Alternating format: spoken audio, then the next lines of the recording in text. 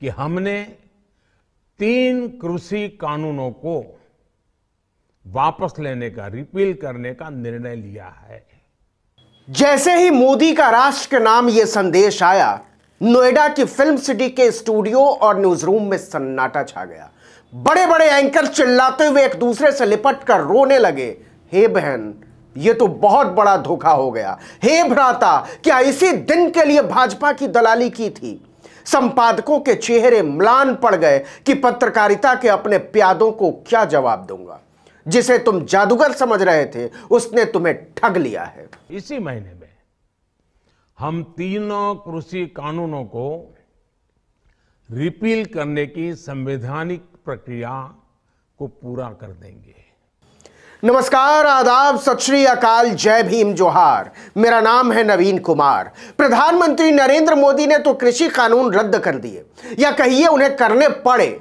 इस फैसले से जितने परेशान खुद बीजेपी वाले नहीं, जिन्होंने किसानों को गुंडा मवाली देशद्रोही कहा था, उससे ज्यादा परेशान नोएडा की फिल्म सिटी से चलने वाले टीवी चैनलों के वो बजरंगी पत्रकार हैं जो सत्य और तथ्य का रास्ता छोड़कर भाजपा के लठैत बन गए थे। गंभीर चेहरा बनाकर राकेश टिकैत और दूसरे किसान नेताओं को ललकारने की मुद्रा बनाने वाले लालाओं और लल्ली का चेहरा सूख कर छुआरा हो गया है। उनकी समझ में नहीं आ रहा है कि मोदी जी की जय बोलना है, उनकी आरती उतारनी है, या उनको कोसना है कि आपने हमें कहीं का नहीं छोड़ा प्रभु। ऐसा लगता है जैसे मोदी ने फिल्म सिटी के टीवी पत्रकारों की भैंस खोल ली हो, उनके साथ बहुत बड़ा धोखा हो गया हो, उनकी सारी मर्यादाएं स्खलित हो गई हो। नैतिकता के उनके पतंगों का मांझा मोदी जी ने पूरी बेरहमी से काट दिया हो। ऐसे पत्रकारों और एंकरों का नाम बताने की जरूरत नहीं है। उछल उछल कर सवाल पूछने वाली पत्रकारिता की पूंछें अचानक भाजपा के प्रति अपनी वफादारी के बोझ से दबी और कटी महसूस करने लगी हैं। एक एंकर तो टिकैत को पत्रकारिता की सदाकत समझाने लगी थी, भारत का राजपत्र लेकर बैठ गई थी कि आपको पता ही नहीं है कि कृषि कानूनों में लिखा क्या हुआ, हमको पता है, आप बोल दीजिए आपको नहीं पता, मैं आपको पढ़ा दूंगी। इन्हीं मैडम ने एक बार बांग्लादेश युद्ध में मोदी की वीरता साबित करने के लिए किताब से फर्जीवाड़ा कर दिया था। बाद में उन्हीं के चैनल के एक पत्रकार ने ट्यूशन दे दिया था कि मैडम, मेरा दावा है आपने किताब नहीं पढ़ी है, आप झूठ बोल रही हो, क्योंकि मैंने पढ़ी है, हमको पता है उसमें क्या लिखा हुआ है। खैर, टिकैत ने कहा सब पता है क्या है कानून में, आप तो यह बता दो कि पिछले 5 साल में कितनी मंडियां बंद हो गई। तो वो दाएं बाएं शाएं करने लगी, क्योंकि भाजपा ने उन्हें यह वाला डेटा भेजा ही नहीं था। सोचिए आज क्या हालत होगी उनकी। सदाकत की बरकत में मोदी के फैसले ने आग लगा दी है। एक चैनल ने अपने कुशांत एंकर को फर्जी प्रोफेसर बना दिया है। उसे भ्रम हो गया था कि वो प्रोफेसर अल्बर्ट आइंस्टीन है। एक दिन ब्लैक बोर्ड पर लिखकर समझाने लगा कि देखो, पेट्रोल महंगा नहीं हुआ है, सस्ता हुआ है, मोदी जी को थैंक यू बोलो। वो तो टिकैत को धमकाने ही लगा था कि आप किसानों के दुश्मन हो टिकैत साहब, और मोदी जी सबसे बड़े किसान हितैषी हैं। कृषि कानूनों से मोदी जी किसानों को माला माल करने वाले हैं। बाद में टिकैत को कहना पड़ा कि हे कुशांत प्राणी, पहले तय कर लो, पत्रकार हो या भाजपा के एजेंट, एक बार ठीक से तय कर लो, फिर बात समझ में आएगी। पता नहीं बेचारे पर आज क्या गुजर रही होगी, कहां बैठा होगा। छवि का आगड़म संतना जाहुल भाजपा की पत्रकारों की पूरी लाइन है जो एक दूसरे के गले मिलकर रो रहे होंगे। मेरी सलाह है कि इन्हें कंज्यूमर्स कोर्ट में मुकदमा कर देना चाहिए कि हुजूर, हमको भाजपा ने एक माल बेचा था और माल गलत निकल गया, हमारे साथ धोखा हो गया है, भरपाई की जाए। पहले भी हमारी कोई साख नहीं थी, लेकिन अब तो मिट्टी में मिल चुकी है। हम तो सोच रहे थे कि चरण चाटन का इनाम मिलेगा, लेकिन मालिक ने तो बुरी तरीके से दुत्कार दिया हुजूर। दरअसल इन पत्रकारों ने चापलूसी की ऐसी इंतहा कर दी थी कि सरकार को अंदाजा ही नहीं लगा कि हालात कितने भयावह होते चले जा रहे हैं।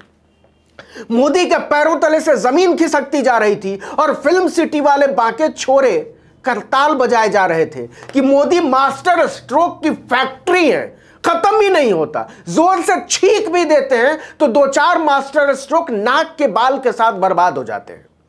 आपको याद होगा, फिल्म सिटी के चैनलों के स्टूडियो से किसानों को गालियां देने का एक सतत अभियान चल रहा था। इसके खिलाफ किसानों ने आंदोलन में पोस्टर टांग दिए थे कि हम आज तक एबीपी, रिपब्लिक, जी न्यूज और इंडिया टीवी जैसे चैनलों का बहिष्कार करते हैं, हमारी रिपोर्टिंग मत कीजिए, हमें आपसे कोई बात करनी नहीं है। ऐसा क्यों करना पड़ा था किसानों को? ऐसा इसलिए करना पड़ा था क्योंकि टीवी वाले नरेंद्र मोदी के कृषि कानूनों की हवा बनाते बनाते किसानों के हमलावर में तब्दील हो गए थे, बेशर्म हमलावर में। आज उन सारे पत्रकारों और चैनलों को ऐसा महसूस हो रहा है कि मोदी जी ने उन्हें झापड़ मार दिया है। टीवी के चारण भाट मदारी इसलिए और ज्यादा परेशान हो गए हैं कि मोदी ने राहुल गांधी का झंडा उठा लिया है। आप पूछिए कैसे? उनका कहां मान लिया है? याद कीजिए, राहुल गांधी बार बार कहते रहे हैं कि कृषि कानूनों को वापस लेना ही पड़ेगा मोदी को, कोई दूसरा रास्ता नहीं है। 14 जनवरी को ही राहुल गांधी ने पहली बार कहा था कि मोदी सरकार कृषि कानून को वापस लेने के लिए मजबूर होगी, बाध्य होगी। उनके शब्द थे, mark my words, take it from me, the government will force to take them back, remember what I said. मतलब मेरे शब्द नोट कर लीजिए, मैं बोल रहा हूं सरकार को कृषि कानून वापस लेने ही पड़ेंगे। मैंने जो कहा है उसे याद रखिएगा। इसके बाद 29 अक्टूबर को जब सुप्रीम कोर्ट की सुनवाई के बाद गाजीपुर, सिंघू, टिकरी से दिल्ली पुलिस के लगाए हुए बैरिकेड्स हटाए जा रहे थे, कीलें उखाड़ी जा रही थी, कटीले बाढ़ उजाड़े जा रहे थे, राहुल गांधी ने फिर लिखा, अभी तो सिर्फ दिखावटी बैरिकेड हटे हैं, जल्दी ही तीनों कृषि विरोधी कानून भी वापस होंगे। अन्नदाता सत्याग्रह जिंदाबाद। टीवी चैनलों के मदारी पता नहीं कैसे बर्दाश्त करेंगे कि मोदी ने उन्हें नचाकर छोड़ दिया और राहुल गांधी पिछले 10 महीने से जो लगातार कहते आ रहे थे वो सरासर सच निकल गया। पता नहीं वो इस सच के साथ कैसे जिएंगे कि मोदी को वही करना पड़ा है जो राहुल गांधी बोलते आ रहे थे। इसीलिए फिल्म सिटी के स्टूडियो भारी सदमे में डूबे हुए हैं। ऐसा नहीं करना था मोदी जी, अपने पाले हुए टीवी पत्रकारों का आपने कचरा कर दिया है। एक बात और गौर कीजिए, नरेंद्र मोदी कैसे पूरी सरकार को किनारे करके अकेले तय कर लिए कि अब हम तीनों कृषि कानूनों का बोझ नहीं उठा सकते। जब किसानों से बात करनी थी तो कृषि मंत्री नरेंद्र सिंह तोमर को आगे किया, वाणिज्य मंत्री पीयूष गोयल को आगे किया और उनसे कहलवाया कि कानून वापस नहीं होंगे, बाकी चाहे जो बातचीत कर लीजिए।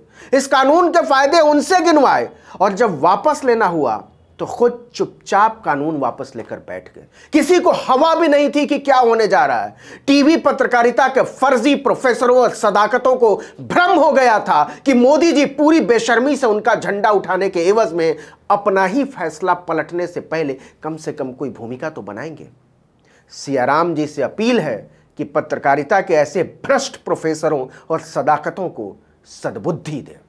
इस वीडियो में इतना ही, लेकिन अगर आपने आर्टिकल 19 इंडिया को अब तक सब्सक्राइब नहीं किया तो फौरन कर लीजिए, बेल आइकॉन दबाइए, घंटी जैसी आकृति लाइक कीजिए और कमेंट करके बताइए हमारा वीडियो आपको कैसा लगा। अगर फेसबुक पर देख रहे हैं तो हमारे पेज पर जाइए, वीडियो देखने के बाद लाइक और फॉलो, अगर यूट्यूब पर देख रहे हैं तो सब्सक्राइब। नमस्कार।